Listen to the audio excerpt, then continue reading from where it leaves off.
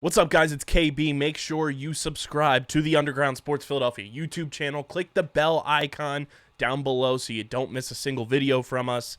And thanks for tuning in to another video from Underground Sports Philadelphia. Now let's get into it.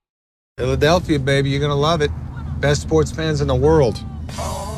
Actually, the worst, but that's what makes them the best. Yo, what's poppin', all my peeps? It is I, your captain of all things nonsensical, Renaissance man who always thinks he can, and your champion of the peeps, Patty Pitts, welcoming you back to my house. It's another edition of the house show presented to you by Underground Sports.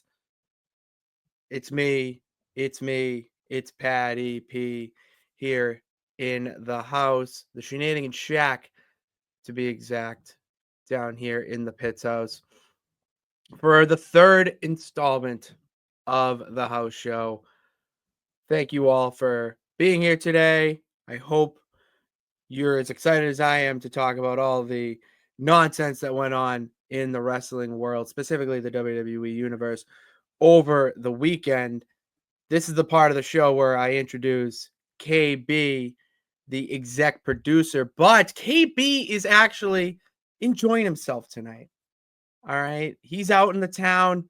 He's going to some concert. He'll tell us about it next week. So what do you do in that case? Well, it's a team here in the underground. So we went and recruited another team member, host, not founder, host of the Get in the Hole podcast, the man with the perfect stroke, Steve McAvoy. What's poppin', dude? Good to have you here in the house. The first thing you say about me entering the show is I have the perfect stroke. Wow. I would, you know what? Say that to your wife. See if she agrees with me. That's all I'm going to say. Hey, babe, do I have the perfect stroke? She just goes, "What?" Yeah, that just ratifies and confirms that I'm sleeping on the couch tonight. No, that confirms. That confirms. She's like, "What? What? Yeah, it is. Oh, good to have you here, Steve. You, similarly to many people in my inner circle, are not a wrestling fan. All right, no. You're and not because you have a dislike or hatred towards it. It's not your thing. Golf's your thing, and you're crushing it over at the Get in the Hole podcast. All right. Thank you. But here's the thing, Steve, is that wrestling's getting big. All right, and it's something that is just back into pop culture, similarly to the 80s with Hulk Hogan, The Rock and wrestling over on MTV, even more comparable now to the Attitude Era over in the 90s. I mean, probably the hottest thing on television. So now we got that getting bigger and whatnot. And I am here to not only inform you, but have any questions you got, ask the champ. Yeah, no, it's funny. Like I don't know. I was never into wrestling for a long time. It was mostly because growing up, I'm a year younger than you are. So yeah, like the bygone era of wrestling that I experienced when I was a child, very similar to you. It was obviously very heavy John Cena. Kids were showing up to school with the wristbands and the jean shorts and the like. I don't know. It's funny because as a child actor, believe it or not, I was a child actor for about 8 years. Don't forget you. Yeah, right. It's like my crowning achievement was being Baloo the bear from the Jungle Book. But right. the I had a teacher. His name was Mikey D. And Mikey D used to be like, "You're in the theater. You're a true one. You're not like those pansy wrestlers." And I don't know, like ever since I heard that, I was like, I didn't know anything really about wrestling. I watched it one day and I'm like, wait, this is fake. But that's the thing. He should have it's fabricated. It's acting. And yeah. Well, so hold on. So we'll get to that. So I have an appreciation for wrestling as people, as actors, and it's clearly shown through the likes of like The Rock and John Cena, who have done great jobs in the acting industry, aside from being wrestlers and superstars. And you know what? I hope it happens more. I think like, and you could probably you would know more than me on this, but the older era of wrestling in the 80s and 90s or the early 90s, where it was the Hogans of the world, it didn't seem as heavily like those guys could go out and be Hollywood actors. It's very clear now that it's a little bit more theatrical, although it seems to kind of be reverting a little bit back to the older days where they're great actors as showmen in wrestling, maybe not necessarily as Hollywood actors. I think that kind of actually gives a new kind of style to it. It almost makes it feel a little more real. Like I remember, oh god, I had my cousin's N64, and one of the games that was on it was WWE, or like one of the WWE. versions of it. Yeah, No Mercy or WrestleMania 2000. Probably Probably No Mercy. No probably Mercy. No Mercy. And That was I the remember like at that point I was like 7 years old, let's say, and The Rock was on it. And then like 2 years later, I'm seeing The Rock in like the game plan, and I'm like, Yeah. wait a fucking second, this is the guy from the video games. Yeah. Dude, And how like, do you think it felt when you're watching Teenage Mutant Ninja Turtles and you see Super Shredder coming out and you're like, that dude's jacked. Who's that? And you see the credits and it's like Kevin Diesel Nash. And you're like, Kevin, it's like WWF champion Diesel, Kevin Nash. It was like, what? Like, that's what I mean. So yeah, and we're seeing it with Netflix now in that deal, and not even just WWE, but you're seeing deals with AEW and Warner Brothers. TNA is working on getting a TV deal. It is getting to that where, yeah, you could see it being a stepping stone to bigger things in Hollywood. I mean, we've already seen it with the active people. You mentioned John Cena. I got Liv Morgan in WWE. She's filming a movie, or just filmed a movie filmed in Japan. You have Cody Rhodes and Roman Reigns starting Street Fighter, the filming for that in September. And Mercedes Moné, 8 belts Moné, she was in The Mandalorian and has expressed that she wants to do more Hollywood type of production. So it is a great thing.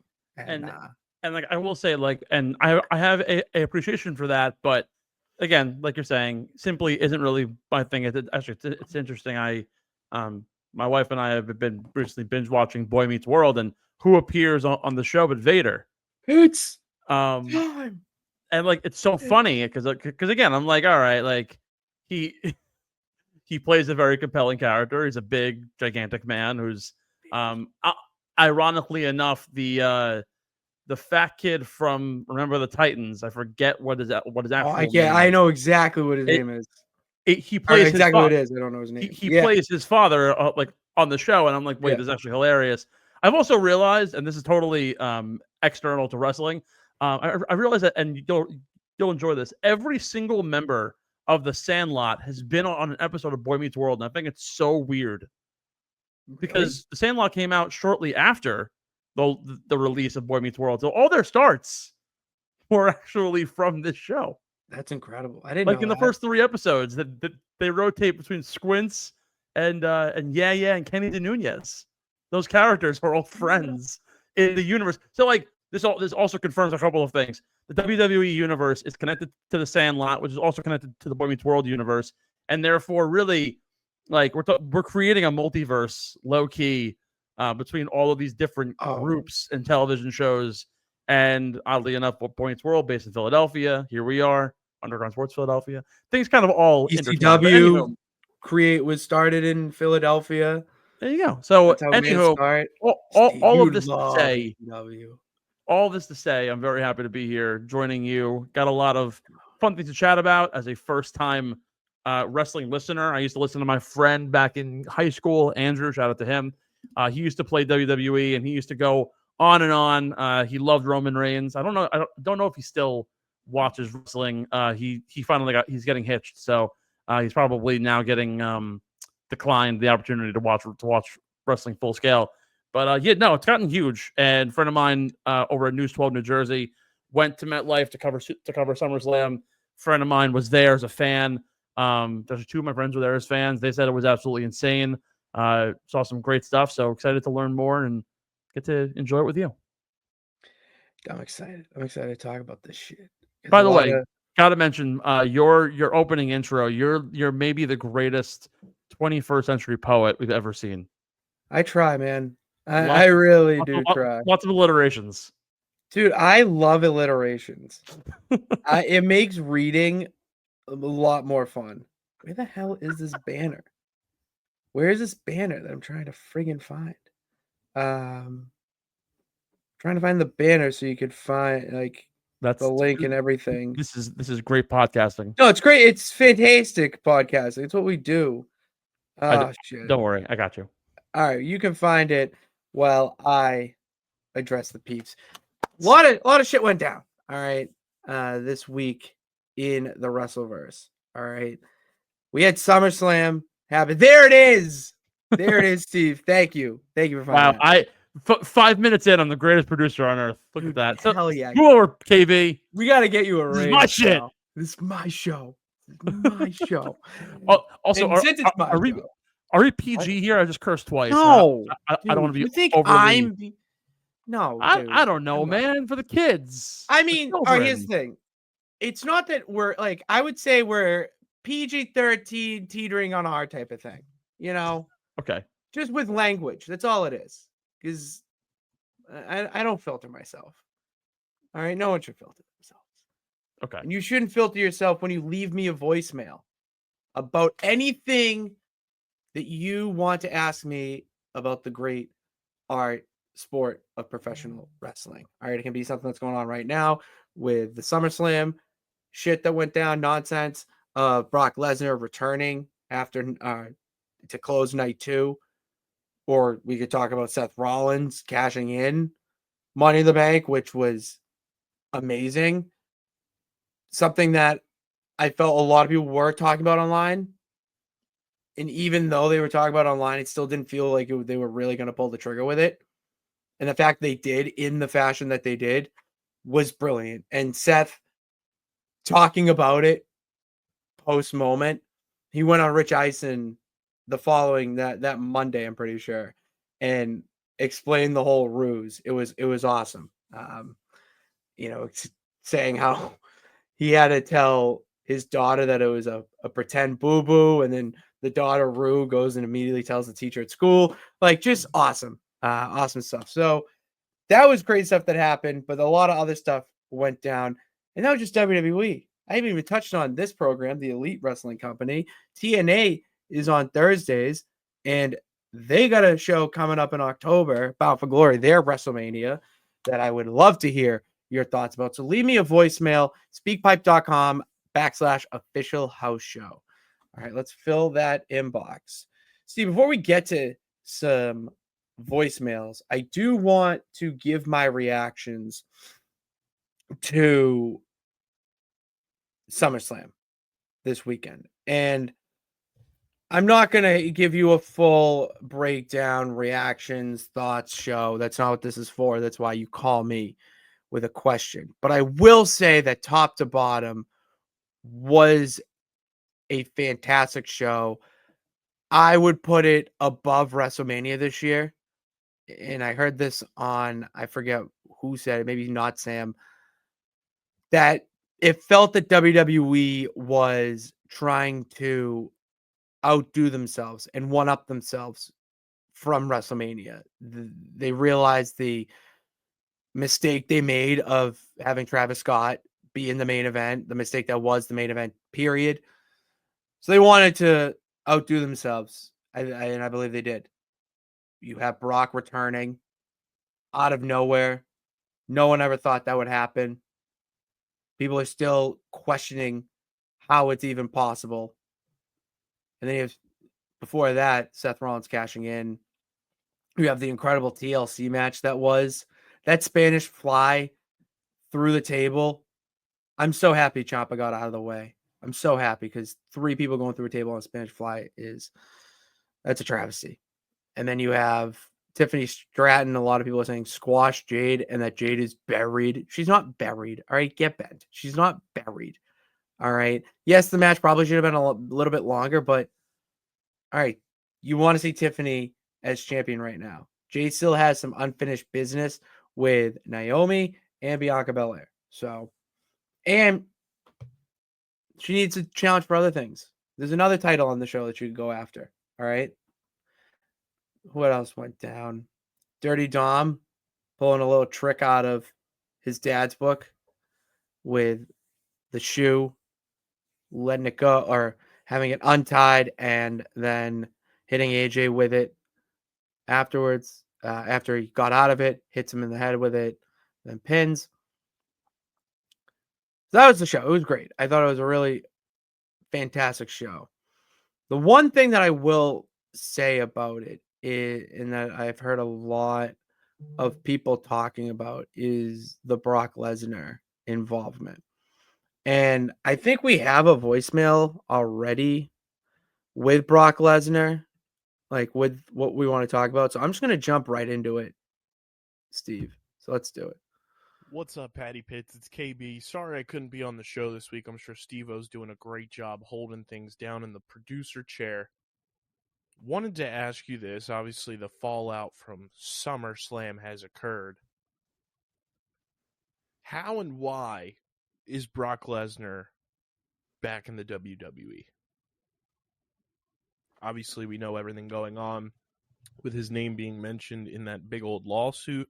He's not being sued, but he's mentioned, I believe, 44 times. What do you make of it? How is it possible? And it's wild. It's truly wild. I'll hang up and listen, buddy. Thanks, KB. Hope you're having a What's fun up? time at the concert. I will answer this. This probably gonna be the Brock Lesnar show because I have a feeling Lee is going to ask about that as well. So from the pure how is it possible standpoint, I'll say this is that WWE legal has said that it is okay for him to be back on television with the company, whatever the verbiage you want to use is. That doesn't mean he's cleared fully. Okay, it's a little bit different than him being sued completely. He's mentioned in the lawsuit, and he said KB mentioned the number 44 times. The thing with that is he's only been mentioned. He's not the one under fire, and he's not the one. So it's all about protection at that point, and probably protecting his image, protecting the company's image. So to have him back, the company's like, okay, it's all right of a risk. And it's not only with the fans, it's the sponsors. That's the big takeaway from this is he okay to be on TV with the sponsors? Because we saw last year or 2 years ago at this point that the Royal Rumble was sponsored by Slim Jim. Slim Jim nearly pulled out of their partnership because Vince McMahon was still with the company. He was still on the board of TKO. And then Vince was swiftly kicked out of his position. Since Brock Lesnar has been back, we have not heard any of those rumblings of, potential sponsors being pulled and such and such. And that's a telltale sign. I also saw another comment from a former wrestler, Lance Storm, that had an interesting take on Brock being back, was that it's about the women in the locker room. What he did and what it was mentioned in that lawsuit is pretty graphic. It's not even appropriate for this show, Steve. It's not even appropriate to talk about on this show. And that would be a real mood killer for the locker room, especially the women's division. And the big thing comes down to if the women are all right with it and he is not making them feel uncomfortable, then everyone wins. And Cody Rhodes just went on ESPN today saying how Brock is a perfect fit for the direction that the company is going. I'm going to believe my QB1 in that regard right now. I don't like to speculate on like law stuff like this because once you get into legality and whatnot, that's why I have a family full of lawyers and I'm not a lawyer myself. Like, it's just not worth it to bring up or speculate. I mean, not worth to speculate about. He's back, and I mean, hear the pop, dude. Did you hear that pop that he got when the first sound of his entrance hits? I froze. I didn't think it was possible. I felt like I was dreaming. Did we ever expect to see Brock Lesnar back in a WWE ring, especially after everything that's gone on? I don't know. Like, it was crazy. It was absolutely crazy. I think also, like, a piece of this they have to understand. Yes, there's obviously the national appeal of who Brock Lesnar is as a wrestler. Even I know who he is, right? And this goes far beyond him, even in his combat sports days with the UFC. You have to assume, and we know probably, there are extensive measures being put into play to ensure that nothing that occurred in the past will happen again. And also, we're under the assumption here that if you're going to entrust this man to come back, you're taking the precise measurements to ensure that you're safe, but also that you're going to hope that he is a rehabilitated man in that sense, in that regard too. So naturally, everything's being put into place where you can successfully get him back in and not have another major issue in your hands. No, it's such a different era. It's such a different era now, Steve. Like, it's a healthy place to work. There's no one screaming, changing things at the last minute, flipping out on people for no apparent reason. That's the common answer that everyone gives. I mean, with how things are run by Triple H, it's such a different era. And if Triple H did not believe that bringing Brock back would be, one, beneficial for dollars and cents, because that's obviously number one, but two, if it's worth it for his own employees, and if he's back, and there's definitely some mixed feelings and whatnot, but I don't know, it is a weird vibe. I will say it does feel weird, like stepping on eggshells a little bit, because you just don't know, and everything you read online just puts your head in a fucking tizzy. So I am going to be a fan. I'm just going to be a fan with this. I'm not going to, if he's back, that's great. All right. We criticize so much now because of how everyone can say whatever they want on social media. We criticize too much. And there's some things that, yes, like in this instance, they absolutely should, but we don't know the whole situation. All right. Like, it probably isn't a good look. I'll say that. It probably isn't, but it's happening. That's how businesses are run. You're not going to like every decision that a business makes. You just got to trust them. And with everything that's happening, and with the news that happened today, I mean, yeah, Brock Lesnar's got this shady past and he's back in the company, but we're also making deals with the worldwide leader in sports. So, I don't know. Well, also, like, hate to be the bearer of bad news for anybody who wants to get like uptight and emotional about all this stuff. Like, who doesn't have a shady side? And this goes into every single sport, right? Like, I was talking to coworkers even today, right? The Giants are starting up training camp, and Jameis Winston back in college avoided multiple allegations of very absurd claims from, not absurd, very intense claims from multiple female students back at college. Kobe Bryant and Tiger Woods have had their fair share of issues with infidelity and legal battles regarding assaults and sexual misconduct, amongst other things. Like, this happens all over the sports world, and it happens to some of the biggest people that we look at in the grand scheme of things as fans. And I don't mean to say this in a rude way, because we should be looking at these things and we should be taking them seriously, but you also have to understand these are business decisions. There are people who are going through the precautions and the measures to make sure that when people are welcomed back, that they are welcomed back in a certain way where, again, everyone's protected, but also you are fans of this sport because you want to see exciting things like this, and it moves the needle. And I say it with golf. It does not matter that Tiger Woods has done X, Y, and Z in his past. You're going to follow him no matter what he does. And the same thing happens in this sport. Enjoy it. You can understand that, yeah, there are problems, but enjoy it. It's life. Life ain't fair. And All right, life let's moves hear on. from Lee. Let's hear from Lee, because I think he's piggyback off this. Good afternoon, Patty Pitts. It's Lee here, a long-time listener, first-time caller.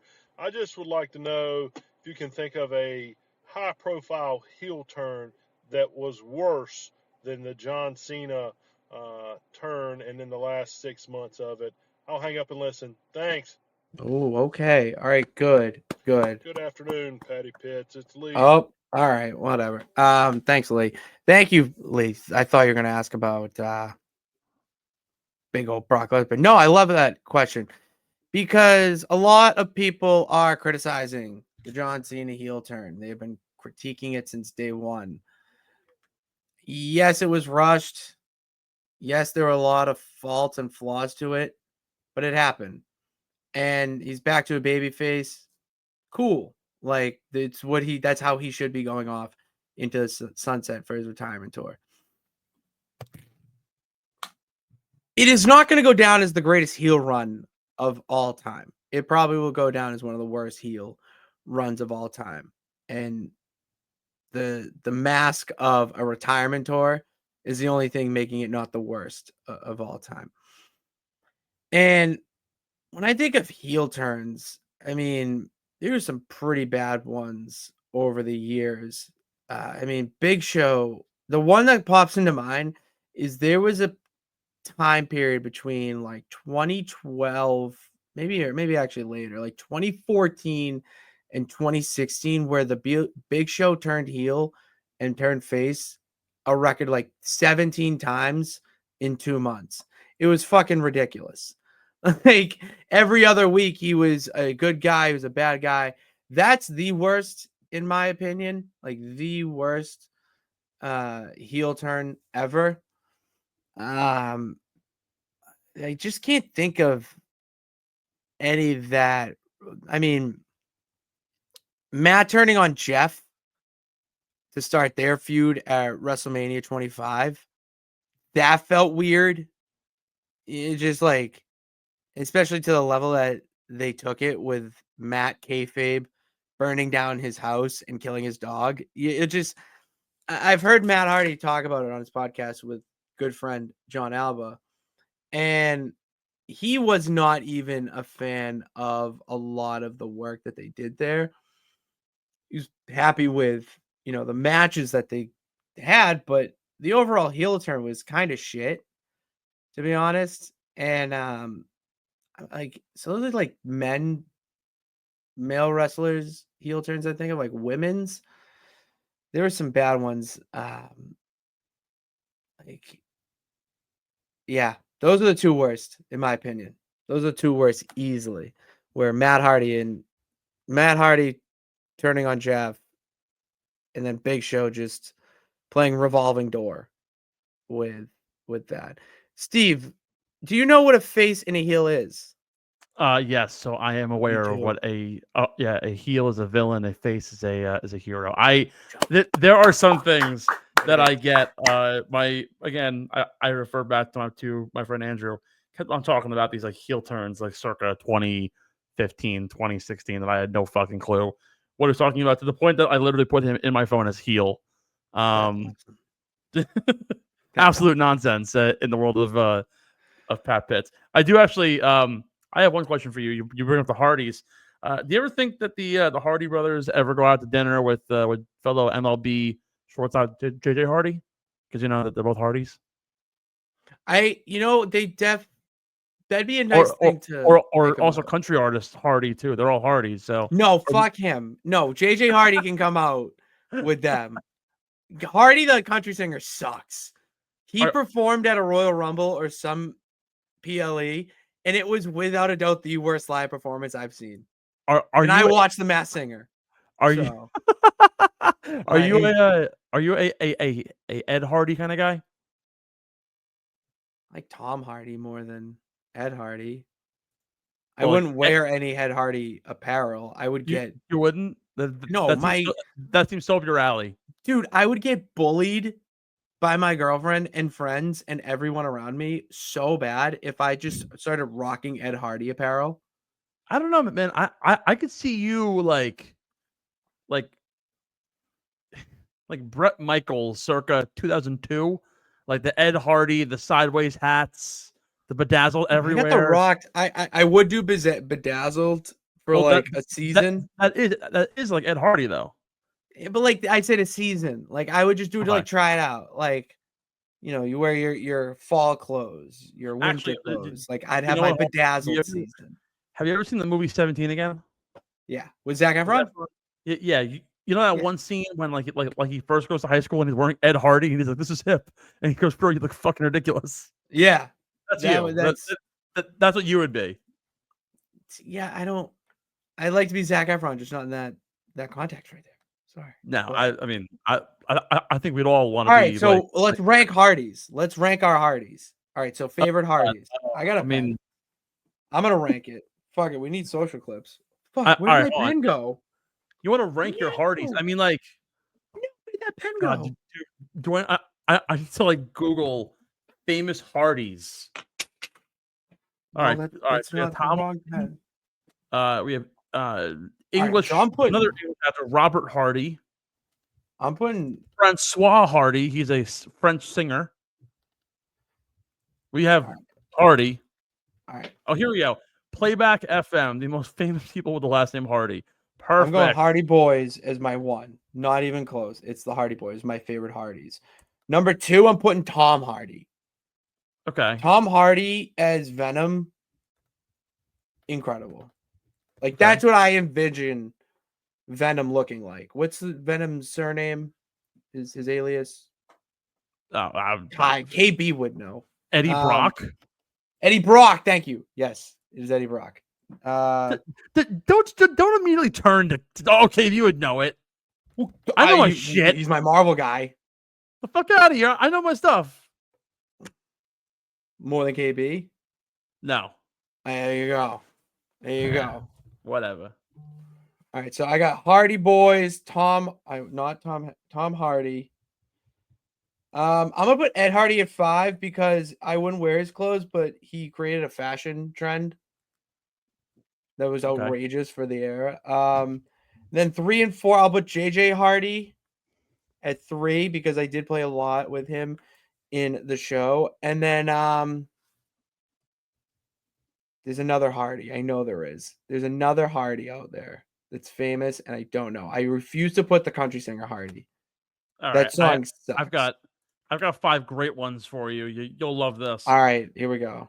So number 1, for the sake of the argument, I will in fact put the Hardy brothers because I do know who they are, outside of not knowing anything about wrestling. Exactly. I'm also going to join you. Number 2, Tom Hardy. He absolutely fits there. You know what? I'm not even going to put JJ. I'm not even going to put the country singer Hardy, and I'm not putting Ed Hardy on this list either.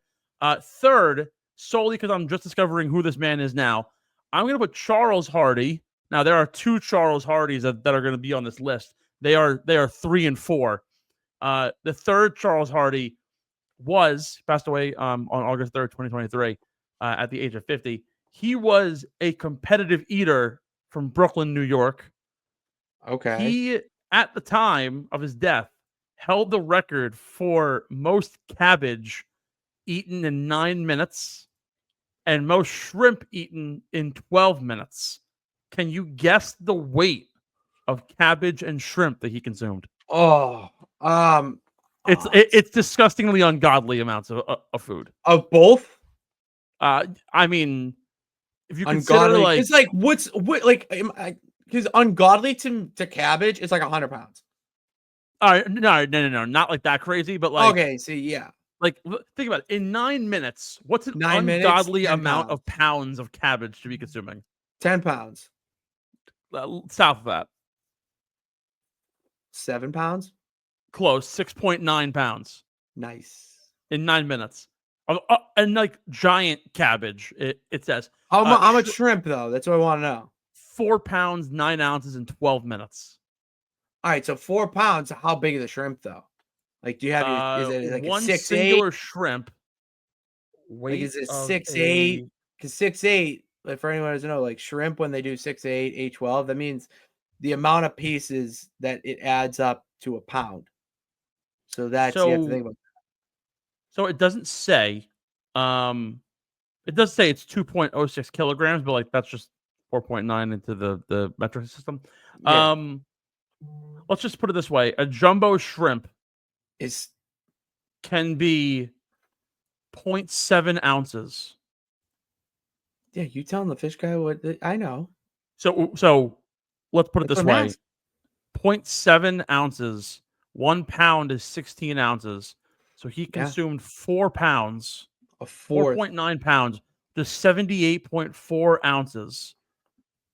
If you That's take so much fucking shrimp, dude. That is if you so take much fucking shrimp. 78.4 ounces and divide that by 0.7, that's 112 pieces of shrimp. Dude, that's a dude. That as someone who sees shrimp on the daily, But like there's so fucking much shrimp. now that is a jumbo size shrimp. That is like a prawn. It doesn't sound like a lot. Like we're not talking like what you get at Costco and like the small package like for the shrimp cocktail. This is big ass fucking shrimp. It's the nice one, shell on, nice color. We know That's crazy. So actually, it's crazy. So now is he your third, or like is he ranking up now because we figured out that how much? No. He's gonna sit at third.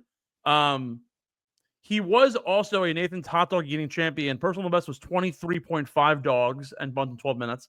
He won the 2001 matzo ball eating contest by consuming 15.5 matzo balls in 5 minutes. He ate 15 feet of sushi in one sitting. 15 feet. 15 feet. He was also a member of the Corrections Emergency Response Team at Rikers Island. Dude, I think we need to have him come into the house. But amongst all of this, he died of cancer. He didn't die of overeating. Tragic story. He's probably quite full. The other Charles Hardy, he is not nearly as impressive. I mean, depends on how you look at it. He was born in 1714. He was the admiral, one of the admirals of the British Royal Navy. He was knighted, and he fought in the 7 Years' War. But when asked to fight during the Revolutionary War, he declined. Damn, I don't know how I feel about that. Charles Hardy, bastard. My final one is going to be Oliver Hardy. He is an old school silent film artist. He was one of the half of Laurel and Hardy. They were an act double that lasted from 1926 to 1957. Yeah, he's not as cool as Charles Chaplin, but like he's pretty recognizable. He also sported the Hitler mustache, which I don't know if that bumps him down at all. But yeah, it might a little. It might a little bit, but like, he did it before him, though. Yeah, very slightly before him, or maybe Hitler got it from him. I don't really know. That's where we get into gray. Like, who inspired who, type of thing. You know, that like what came first, chicken or the egg? You tell me. There you go, tomato potato. Who came first? Which Hardy? I'm gonna. You know what? Which one gives the most little brother energy? Little brother energy is the. Oh no, the little brother is Charles Hardy, the eater. Because the actor, that's he's Hollywood, all this, but the eater's like, yeah, but look at him, he eats. Yeah, exactly. He eats a shit ton. You put a plate of chicken wings in front of him in 2 minutes, it's gone. He's wanting more. We need 2 seconds. We got to digress here off the I'm putting Charles Hardy. I'm putting Charles Hardy at 4, and then we will send this to KB. Well, we do have 2 Charles Hardys here, 3rd and 4th. I'm just gonna write Eater. Which one is that? 3rd. All right, so Eater's the 3rd. Okay. We have one more voicemail to get to, Patty P. I'll introduce K-Bon. He's got a question on the WWE and the ESPN talks. What's up, Patty Pitts? As I'm sending you this news has come across the desk. WWE, ESPN, brand new partnership, brand new deal. What do you make of it as somebody that's a consumer of the product? And how does this affect WWE going forward? Do you think it's a good thing? Is it a bad thing? Is it an in-between thing? I'm curious because I'm a little skeptical on ESPN having all of this power controlling sports entertainment and everything the way that they are. What do you make of this ESPN WWE deal? Love the question. Was reading about it all day when I was stuck in the car. Okay. There's a lot to unpack with this because of who it is. It's ESPN going to be broadcasting WWE PLEs starting in 2026. It will no longer be on Peacock. There is good with it, and the problem is that the good is for the casual fan. It's not for the diehard fans. The diehard fans lose in this situation because ESPN is taking it over. They're going to do their ESPN thing with their corporate, yada, yada. But it's going to get the casuals in. It's going to get people like KB. It's going to get people like you, Steve. It's going to get people like, your friend Tom, who has heard of it, but is big in, pro sports, the big four, UFC. But he just, maybe wrestling. I can watch it as a kid. It's good for that fan. And that's what the WWE is trying. That's who they're trying to reach with this. And I subscribe to Fightful Select. So you get your email updates, your own little personal dirt sheet, to say the least. And Sean Ross Sapp gave out the email saying that today, August 8th. Today's not the 8th, is it? Today's the 6th. Typo on his end. 6th. Yeah, it's the 6th. That ESPN will start to air WWE PLEs starting in 2026. Air all PLEs. Select PLEs will also air on ESPN's cable channel. And because of that, if you do have ESPN already through YouTube TV, your cable network, you'll get to watch the pay-per-view PLE free of charge. And he said when Fightful asked about the status of WWE's archives and the lack of commitment to where those will be, we weren't given a firm answer. However, it was noted that it is believed that WWE has an advanced deal with Google because of their YouTube presence, and that the Vault YouTube channels could see a far grander utilization. It's also interesting to note that ESPN also acquired the rights to the NFL Network this week as well. Okay. So what this means for, do I like it at the end of the day? Not really. Me personally, I don't really want to see ESPN covering wrestling, like airing it. I know it's the same company as UFC. TKO owns both UFC and WWE. UFC's already on ESPN, their cable networks, and ESPN Plus. So it is a way for them to merge both into one platform. So I get that element of it, but it is going to take away from the true wrestling fan. And that's where I get a little bit sad. Something that the casual fan is not going to do that the wrestling fan will is they're going to get their $30 worth for that subscription. And what I mean by that is, yeah, you're going to have the casual fan pay that $30 and they're going to watch that show that week. They're going to watch the other stuff that ESPN has to offer. But they don't care to go back and watch Survivor Series 1995 because they just want to relive the classics. They're not going to go back and rewatch old episodes of Raw for the hell of it.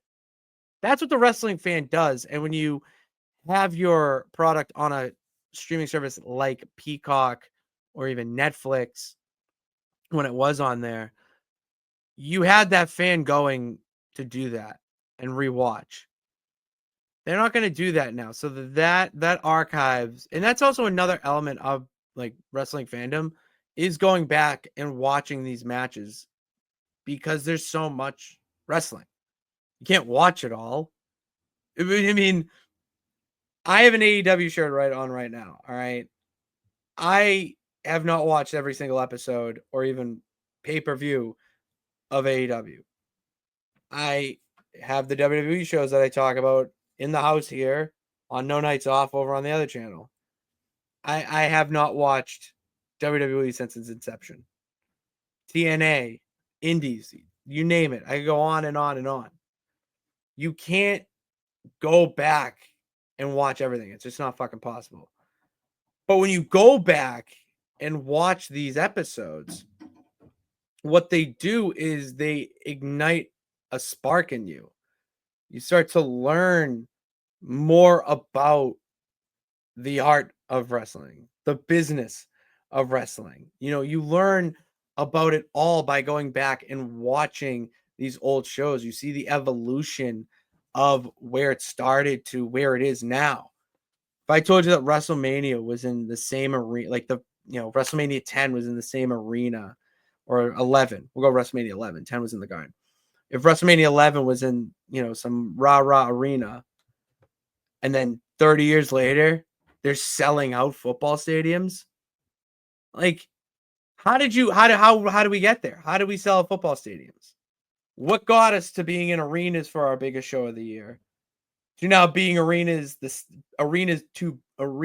the standard, and stadiums being the place for the biggest shows of the year.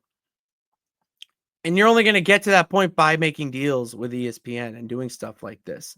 And you're going to legitimize it. You're going to legitimize the business of it because of the backlash that the stereotypical person is going to throw at a wrestling fan. Oh, it's fake. And, oh, yeah, it's just like a performance.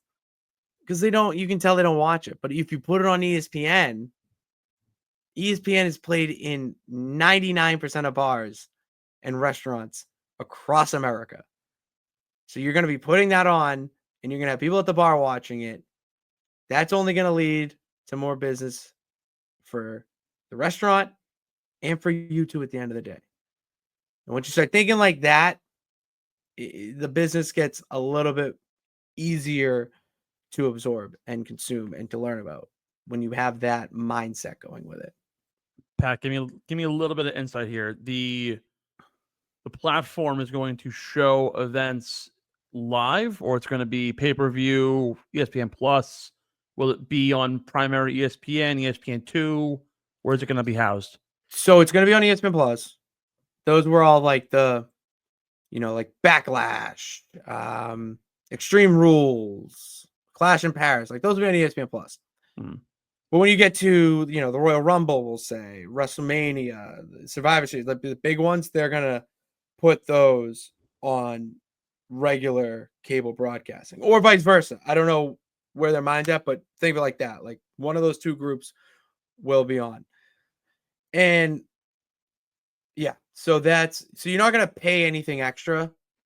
It's not pay-per-view. That's why they changed it from pay-per-view to PLE. Because technically we're not paying per, you have the service. Yeah. So it's going to be for PLEs, depending on the importance of it, the, star power on that show. It will go one, either straight to ESPN Plus or no, the whole world's got to see this. And that's where that's where it's a smart decision.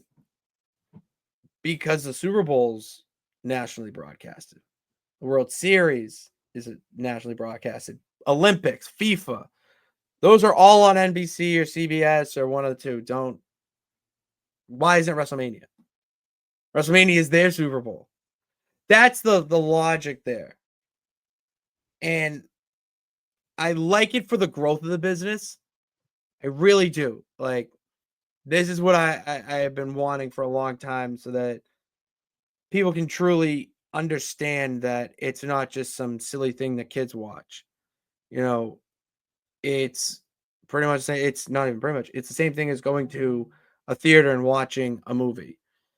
It's the same thing as going to a play and watching a performance. The only difference is that they're fighting. It's choreographed fighting.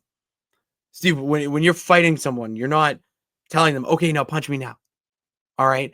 And if you are, you're going to get knocked out and you can't come back up to make your sick punch. You know, it's a fight. That's the difference. How do you choreograph fight and make it look good? That's the art of it. I think the beauty of it is too, ESPN's kind of going through a new wave revival. Like I remember, and you look back, did you ever have Barry Sachs back in school? I didn't have Barry Sachs. Okay. That was one teacher our professor I did not have. So Barry's one of my great mentors, may he rest in peace.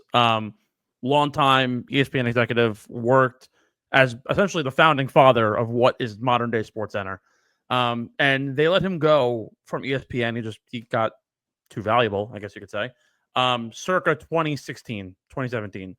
And for those who watch ESPN and watch SportsCenter as it is, he was one of the pioneers of it, one of the producers of it. And it sort of like went downhill. It used to be covering real sports, real highlights, giving you actually what you want. And now it's filled with your classic Stephen A. Smith spewing garbage and everybody just being an analyst and giving their opinion, when really at the heart of it, SportsCenter for a long time and ESPN as a whole was to give you the sports, give you the updates, give you the highlights, and the lightness of what you had with PTI and all these other shows only added value to it. You actually had real journalists in there doing their job. The beauty, though, of what ESPN is now going under with the creation of ESPN Plus and the insanity, really, that is the growth of streaming ESPN Plus. They're owned by ABC. Disney Plus now exists. Now Disney Plus is totally immersing Hulu. So now you're also going to be able to get ESPN Plus likely on a Hulu subscription, where Hulu has live TV. You can now get all these different things kind of all put into one thing. You're almost kind of getting a super network happening with ABC and Disney and ESPN. With that said, what has ESPN done so well for a very long time that recently hadn't really done that for the last decade, but NBC did so good at it and FS1 did so good at it? They brought on properties that made their platform that much more desirable. NBC went out and brought on, for a time, F1 brought on soccer. FS1 did the same thing. They capitalized further on their deals with the NBA and the NFL and the MLB. ESPN's doing the same thing. They brought on the PLL. They brought on golf. They brought on a little more, I guess you could call them niche sports, not necessarily big four sports. They're still involved. They still do Monday Night Football. They're going to host the Super Bowl soon. But you're bringing on the other sports that people find interesting. They've leaned in the last 5 years to the idea of ESPN The Ocho to make it its own channel. People are intrigued and they see rating growth from watching cornhole and gaga ball and kickball and wiffle ball. Not to say that wrestling is on any level of those. It's, of course, a much larger but it's brand, a niche sport. It's a niche sport that people can enjoy and the hardcore people are going to tune into. And yes, you know what? They might not go back and look at all the archives for the casual fan, but it's now available in a system and a platform and somewhere that people can actually go in and have it all together. Where in the past, where was wrestling being watched on? Sci-Fi, smaller channels like USA and A&E, and like who's watching that? Who's watching that? Don't you dare forget about UPN. I don't even know what UPN is. Like dude, it's CW, but 2000. Make it 2000. Like it's really what it was. Like dude, 3-6 Mafia put on a performance of a lifetime. Live performance singing Mark Henry to the ring. Somebody go and get their ass kicked on UPN. Like, look up. This is what I mean, though. Like who's gonna actually like tune in outside of the very hardcore fan to watch on UPN and A&E and USA and Pix 11, which was my CW back in the day. Like no one's doing that kind of stuff. So now you're actually, again, like you're saying, you're legitimizing it. You're making it something that's much, much bigger than it actually, much bigger than, not that it is, that it can now be. And it's going to be nationally televised. It's going to get more syndication. It's going to get more viewership. And not necessarily putting it behind a paywall, but actually being able to host it and say, hey, ESPN is showing our stuff. That's big That's time. the point. And it's also exposure for the superstars to be on ESPN. Because you have that fan like you or a KB or a DJ here in the underground that are tuning into ESPN for your niche sport. Mm-hmm. And then you see Cody Rhodes, or you're like, why the hell is Roman Reigns on ESPN right now? Who the hell is this walrus looking bald dude? And it's, that's Paul Heyman. All right, he's actually one of the most brilliant minds, most revolutionary, or in my opinion, the most important person in wrestling history. Like, what does he have to do with anything? But now you're going to find out why, and you're more likely to tune in. At the end of the day, it is a good thing. At the end of the day, it is a good thing that they are doing this partnership. However, as someone who knows wrestling fans, knows how obsessed and crazed they get, and myself, I even have to calm it down with, my fandom and obsession, because you have to think of the greater picture. Yeah, like the archives thing, like they're probably going to have something. All right, they may have something.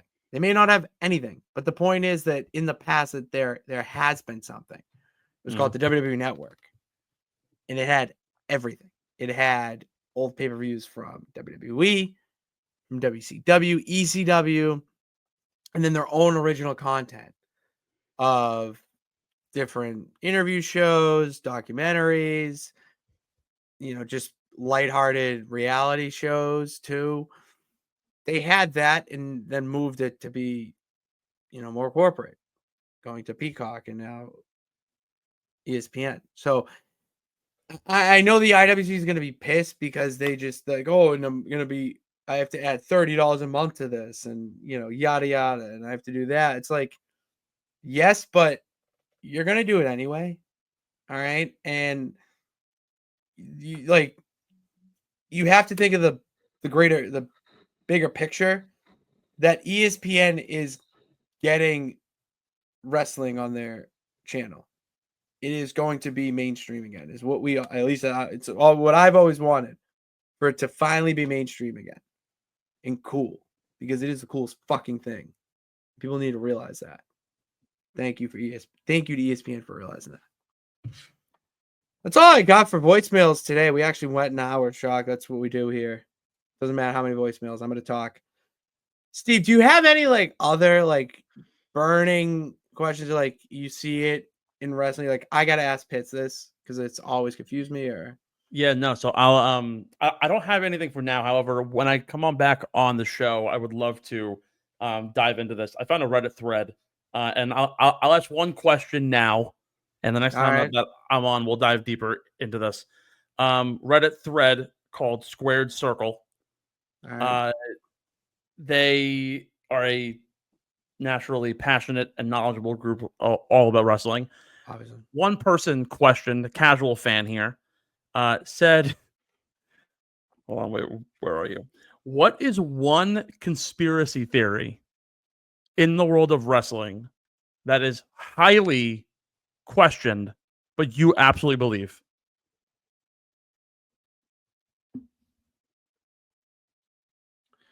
So one came out recently. I don't fully believe it, but this is something I find crazy. Cody Rhodes came out saying that he believes that the Montreal Screwjob was a work and that it was planned because of the cameras and everything backstage, which that's a wild hill to die on. I don't know if I agree with that.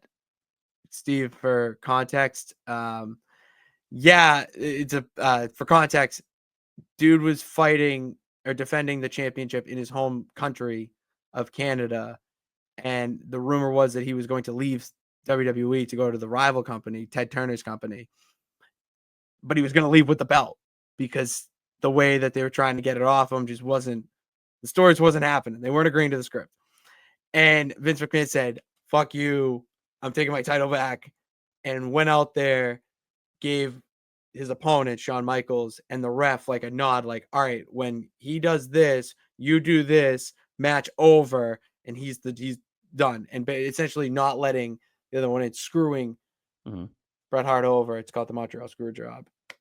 Definitely watch that episode of Dark Side of the Ring because holy shit, you'll learn a lot. What's one conspiracy? Could even be something from years ago that has been either like debuffed or something, but you believe that it very well could have been legitimate. So one that I will say that I would love to believe, I'll kind of take it in my own way. I would love to believe that Hornswoggle was not the anonymous Raw GM. That's one I would like to. I wish it was someone else. Another one was there's a conspiracy that Christopher Daniels was allegedly supposed to be the higher power in the 90s, and Steve was a like minor league indie guy who traveled all over the world. Like he was legit and should have been wrestling in WWF at the time. But no one really knew who he was inside of WWE, and it was eventually just put to the wayside, put on the cutting room floor, and Vince McMahon ended up being the high power. No, I don't really have like one conspiracy that I think, because there's a bunch of them out there. I mean, yeah, I'm gonna go with the Hornswoggle not being the Raw GM. I just wish that wasn't the case. I'm hoping it's really someone else, because that was a letdown to find out. But we'll go into that and a whole lot more next time here in the house, Steve. It'll definitely not be your last time in the house. And I hope it's not your last time to the peeps tuning in to the house. And in the meantime, leave me a voicemail. Speakpipe.com/official house show. I'll answer anything you want wrestling wise. That's what I'm here for. All right. In the meantime, after I come off or leave the house, we're going to do some Nonsense Wrestling Federation. All right. I made my own wrestling promotion thanks to WWE 2K25 and their universe mode. Steve, do you know what my first match is that is cooking right now? I can only imagine. It's probably absolute nonsense. Yeah, it's Spider-Man versus Green Goblin, continuing their rivalry over on SmackDown. Yes, we brought the MCU. Give me Spider-Man. You got Spider-Man. We got SpongeBob and Patrick defending their tag team titles against the Tongans, the Bloodline. Mayonnaise is not an instrument. Well, it is a weapon, though. He's going to use that jar mayonnaise and stick it right up a Tongan's ass. And then, yeah, that's really anyone else who would. But that's what we do over in the Nonsense Sports Network, Nonsense Wrestling Federation. If you want me to stream it and want to hear my commentary on it, you got to hit subscribe on Twitch. You got to hit subscribe here.